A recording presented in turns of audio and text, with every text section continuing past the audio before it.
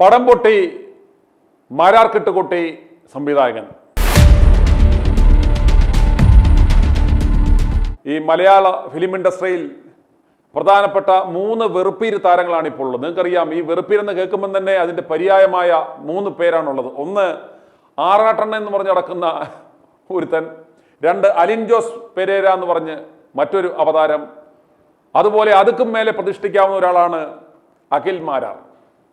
അഖിൽ മാരാരെ കാണുമ്പോൾ പ്രത്യക്ഷത്തിൽ ഇദ്ദേഹത്തിന്റെ സംസാരമൊക്കെ കേൾക്കുമ്പോൾ ഒരു അത്യാവശ്യം സ്റ്റഫ് ഉണ്ടൊക്കെ എന്നൊക്കെ ഒന്ന് തോന്നും. പക്ഷേ ഇതുപോലൊരു വെറുപ്പീരുണ്ടോ എന്ന് നിങ്ങൾ ചോദിച്ചു പോകും. ആദ്യമൊക്കെ ഇദ്ദേഹത്തോട് ആളുകൾക്കൊരു താല്പര്യമുണ്ടായിരുന്നു. ഇദ്ദേഹം ശ്രദ്ധേയനായത് നിങ്ങൾക്കറിയാം, ഏഷ്യനെറ്റ് സംരക്ഷണം ചെയ്യുന്ന ഒരു അളിഞ്ഞ ഷോ ഉണ്ട്, ഒരു ആഭാസ ഷോ, ബിഗ് ബോസ്. ആ ബിഗ് ബോസ് സീസൺ 5 ഒരു വിന്നർ ആയതോടുകൂടിയാണ് ഇപ്രകാരം ഒരു മാരാരെ കുറിച്ച് നമ്മൾ കേട്ടു തുടങ്ങിയത്. അതുവരെ സമൂഹ മാധ്യമങ്ങളിലൂടെ ഇരുന്ന് ഈ സിനിമാ നിരീക്ഷണവും ചളുവടിയും ഒക്കെ ആയിട്ട് നടക്കുന്ന ഇദ്ദേഹത്തെ ആരും അങ്ങനെ ശ്രദ്ധിച്ചിരുന്നില്ല. എന്നാൽ ആ ആഭാസ ഷോയിലൂടെ അദ്ദേഹം വിന്നർ ആയതോടുകൂടി പെട്ടെന്നപ്പൻ പൂക്കെന്നപ്പൻ മജിസ്ട്രേറ്റായി എന്ന് പറഞ്ഞതുപോലെ ഒരു സൂപ്പർ സ്റ്റാർ പരിവേഷത്തിൽ ഇദ്ദേഹം സ്വയം വിശേഷിപ്പിച്ച് അങ്ങ് തള്ളോട് തള്ളും ഒക്കെ ആയിട്ട് നടക്കുന്നത് നമ്മൾ കണ്ടു. അങ്ങനെ ഇയാൾ സംവിധായകനെന്നും അഭിനേതാവെന്നും മറ്റേ നമ്മുടെ സന്തോഷ് പണ്ഡിറ്റിന്റെ വേറൊരു രൂപം. സന്തോഷ് പണ്ഡിറ്റൊക്കെ ഇദ്ദേഹത്തിന്റെ വീഡിയോയുടെ അടിയിൽ വന്ന് നമ്മൾ നോക്കിയാൽ കാണാം, സന്തോഷ് പണ്ഡിറ്റൊക്കെ ഇതിലും എത്രയോ ഭേദമാണെന്നാണ് ജനങ്ങളുടെ അഭിപ്രായം. അങ്ങനെ ഇയാളൊരു പടം ചെയ്തു. ഒരു സിനിമാ നടനാകണമെന്ന ആഗ്രഹത്താലാവണം, ഏതോ ഒരു ഭാഗ്യദോഷി അവന്റെ ജീവിതത്തിൽ ഏതോ വലിയ ദുരന്തം വരാനിരുന്ന സമയത്തായിരിക്കണം ഇവനെ നായകനാക്കി ഒരു പടമെടുത്തു. Midnight in Mullamkolli. നിങ്ങൾ കേട്ടിരിക്കാൻ വഴിയില്ല. ഈ പടം റിലീസ് ചെയ്ത പെട്ടി താഴെ വെച്ചില്ല, അന്ന് തന്നെ ഇത് മറ്റേ വാനിഷായിപ്പോയി. ആകെ 4 പേരാണ് കണ്ടതെന്നാണ് അറിഞ്ഞത് ഈ പടം ഇതുവരെ. ആ 4 പേര് കണ്ടതിൽ ഒന്ന് ഇവന്റെ നമ്മുടെ മാരാറുടെ കൊച്ചു ചെറുക്കനും ഭാര്യ, ഇവരെല്ലാം കൂടെ കുടുംബക്കാരെല്ലാം കൂടെ കണ്ട ആകെ 4-5 പേരാണ് ഈ പടം ഇതുവരെ കണ്ടിരിക്കുന്നത്.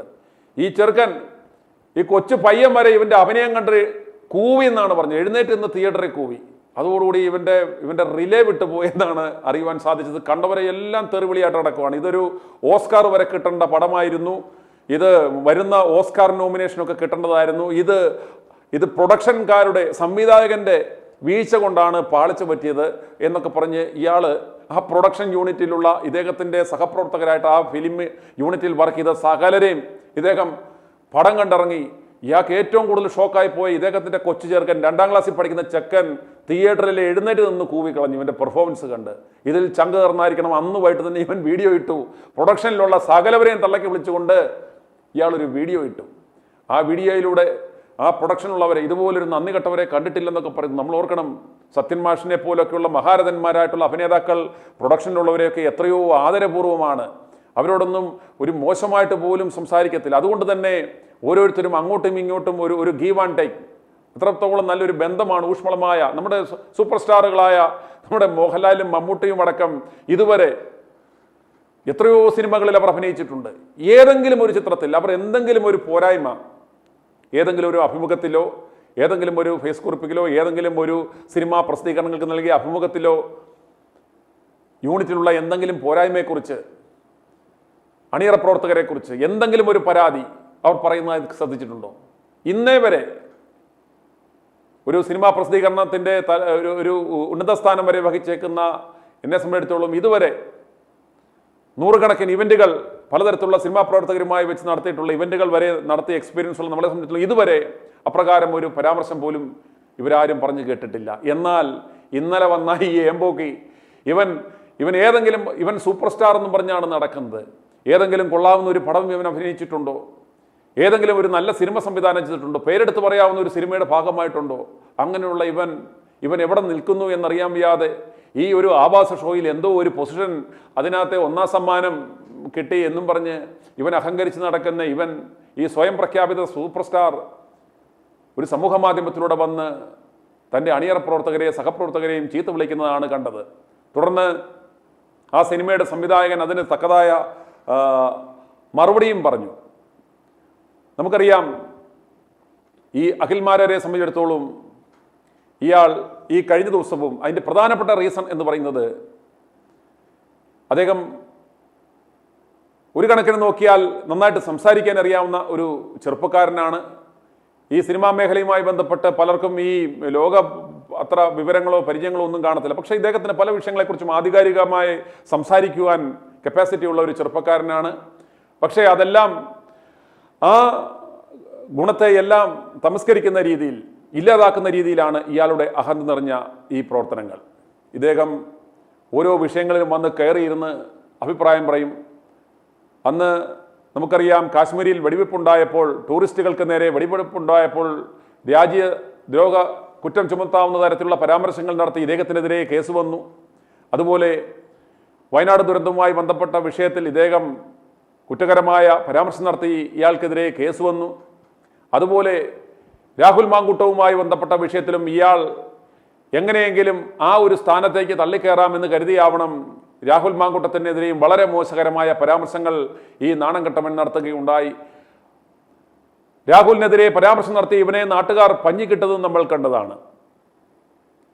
ഇപ്പോൾ ഇതാ ഒരു സിനിമയിൽ അഭിനയിച്ച് ഏതോ ഒരു ഗതഭാഗ്യവാൻ അവൻ്റെ ജീവിതത്തിൽ ഏതോ ദുരന്തം വരാനിരുന്ന സമയത്ത് ഇവനെ പിടിച്ച് നായകനാക്കുകയും അഭിനയിപ്പിക്കുകയും ചെയ്തു എന്ന ഒരൊറ്റ തെറ്റേ ആ സംവിധായകൻ ചെയ്തുള്ളൂ. ഇവൻ ഓടി നടന്ന് ആ സംവിധായകനെയും ആ പടത്തിൽ അഭിനയിച്ചവരെയും അതുമായി ബന്ധപ്പെട്ട എല്ലാവരെയും ചീത്ത വിളിക്കുന്നതാണ് നാം കണ്ടത്. അതെല്ലാം ആ ചീത്ത വിളിച്ചത് കൊണ്ടും ഇതൊക്കെ വന്നതുകൊണ്ടും മാത്രമാണ് ഇപ്രകാരം ഒരു പടം ഇറങ്ങി, മലയാള സിനിമയിൽ ഇതുപോലൊരു പടം ഇറങ്ങി എന്ന് പലരും തിരിച്ചറിഞ്ഞത്. ഞങ്ങളാരും ഇദ്ദേഹത്തെ നിർബന്ധിച്ച് പടത്തിലേക്ക് കൊണ്ടുവന്നതല്ല. കൃത്യമായിട്ടും ആ ചിത്രത്തിൻ്റെ തിരക്കഥയും എല്ലാം സ്ക്രിപ്റ്റും എല്ലാം ഇദ്ദേഹത്തിന് വായിക്കാൻ കൊടുത്ത് ഇദ്ദേഹം കൃത്യമായി വായിച്ചു ബോധ്യപ്പെട്ട ശേഷമാണ് ആ ചിത്രത്തിൽ അഭിനയിച്ചത്. ഇദ്ദേഹം പറഞ്ഞതുപോലെ വയനാട്ടിൽ വീട് വെച്ച് കൊടുക്കാമെന്നുള്ള കമ്മിറ്റ്മെൻ്റ് ഒന്നും ഞങ്ങൾ ഏറ്റെടുത്തിട്ടില്ല. അതുപോലെ ഈ പടത്തിൻ്റെ ചിത്രീകരണം എല്ലാം കഴിഞ്ഞ ശേഷം ഇതിൻ്റെ പ്രിവ്യൂ കൃത്യമായി വന്ന് കണ്ട ശേഷം മാത്രമാണ് ഇദ്ദേഹം അതിൻ്റെ പ്രൊമോഷൻ പരിപാടികളിൽ പങ്കെടുത്തത്. ഈ പറഞ്ഞതെല്ലാം പച്ച കള്ളമാണ്. ഇദ്ദേഹമാണ് പറഞ്ഞു വരുത്തിയത്, ഇത്തരത്തിലുള്ള കാര്യങ്ങളെല്ലാം പറഞ്ഞു വരുത്തിയത്. പക്ഷേ ഈ പടത്തിൻ്റെ വിജയത്തെ സാരമായി ബാധിച്ചത് അവർക്ക് ഒരു തെറ്റിദ്ധാരണയുണ്ടായിരുന്നു. ഈ അഖിൽ മാരാർ എന്ന് പറയുന്ന വ്യക്തിക്ക് ഒരു ഫാൻ ബേസ് ഉണ്ട്, ഇദ്ദേഹത്തിന് ഒരു ആരാധക വൃന്ദമുണ്ട്, അവരെങ്കിലും പടം കാണും എന്നൊരു പ്രതീക്ഷയുണ്ടായിരുന്നു. അതുകൊണ്ടാണ് നല്ലൊരു ചെറുപ്പക്കാരനെ മാറ്റി ഇദ്ദേഹത്തെ നായകസ്ഥാനത്തേക്ക് കൊണ്ടുവന്നത്. പക്ഷേ ഇദ്ദേഹത്തിൻ്റെ പേരിൽ നിരവധി ക്രിമിനൽ കേസുകളും ഇതുപോലെ നാട്ടുകാരെ മുഴുവൻ ഇടപെടുന്ന സകലരെയും വെറുപ്പിക്കുന്ന ഇയാൾക്ക് ലോകത്തെമ്പാടും ശത്രുക്കളാണെന്നും ഇദ്ദേഹത്തിൻ്റെ പടമായതുകൊണ്ട് തന്നെ ഈ അഹങ്കാരം നിറഞ്ഞ ഈ വ്യക്തിയോടുള്ള വൈരാഗ്യ നിമിത്തം സകല ഓൺലൈൻ മാധ്യമങ്ങളും ഇദ്ദേഹത്തിനെതിരായി. അതുപോലെ മാധ്യമങ്ങളിൽ ഈ പടത്തിൻ്റെ പ്രൊമോഷൻ കൊടുക്കുവാൻ അവർ വിസമ്മതിച്ചു. കൊടുത്തവർ തന്നെ ഇദ്ദേഹത്തിൻ്റെ ഫോട്ടോ ബ്ലർ ചെയ്താണ് കൊടുത്തത്. അതുപോലെ രാഷ്ട്രീയ പാർട്ടികളെയും പ്രത്യേകിച്ച് രാഹുൽ മാങ്കൂട്ടത്തിനെ പോലെയുള്ള യുവനേതാക്കന്മാരെയെല്ലാം നിശ്ചിതമായി വിമർശിച്ചതോടുകൂടി അവരെയെല്ലാം ഇഷ്ടപ്പെടുന്ന ചെറുപ്പക്കാർ ഇദ്ദേഹത്തിന് ഈ പടം ആരും പ്രൊമോട്ട് ചെയ്തില്ല, ആരും കണ്ടില്ല എന്നാണ് സംവിധായകൻ പറയുന്നത്. അതുകൊണ്ട് സംവിധായകൻ്റെ വാക്കുകളിൽ നിന്ന് നമുക്ക് മനസ്സിലാക്കാവുന്നത് അവർ കാണിച്ച ഏറ്റവും വലിയൊരു മണ്ടത്തരമായി പോയി അഖിൽമാരെ വിളിച്ച് അഭിനയിപ്പിച്ചത്. സ്വയം സൂപ്പർ സ്റ്റാർ എന്ന് കരുതി നടക്കുന്ന ഈ അഖിൽമാരോട് പറയുവാനുള്ളത്, നിങ്ങൾ കാണിച്ചത് വളരെ മോശമാണ്. ഒരു പടത്തിൽ ഒരുമിച്ച് വർക്ക് ചെയ്തവർ എന്തായിക്കോട്ടെ, ഒരു യൂണിറ്റിൽ ഒരുമിച്ച് വർക്ക് ചെയ്ത പ്രൊഡക്ഷനിലുള്ളവരെ ഇതുപോലെ പരസ്യമായി അപമാനിച്ച അവരെ കുറ്റം പറയുന്നത് ഒരിക്കലും ഒരു നടന് അല്ലെങ്കിൽ ഒരു സിനിമാ പ്രവർത്തകന് ചേർന്നതല്ല. നാളെയും ഇതൊക്കെ കണ്ട ആരെങ്കിലും നിങ്ങളെ ഒരു പടത്തിന് വിളിക്കുമോ, നിങ്ങളുമായിട്ട് സഹകരിക്കുമോ എന്ന് മാത്രം നിങ്ങൾ ചിന്തിക്കുക. ഒരു സാമാന്യ ബുദ്ധി പോലും ഇല്ലാത്ത ഒരു പ്രവർത്തനമാണ് അഖിലിൻ്റെ ഭാഗത്തു നിന്നും ഉണ്ടായതെന്ന് നമുക്ക് മനസ്സിലാക്കാം. അതുകൊണ്ട് മാരാരെ, നിങ്ങൾക്ക് പറ്റുന്ന പണി ആ പഴയ പണിയുണ്ടല്ലോ, അതാണ് അഖിലെ താങ്കൾക്ക് പറ്റിയ പണി. എങ്ങനെയോ ബിഗ് ജോസ് എന്ന ആ നാറിയ ഷോയിൽ പോയി നിങ്ങൾ പോലും അർഹിക്കാത്ത ഒരു അംഗീകാരം കിട്ടി.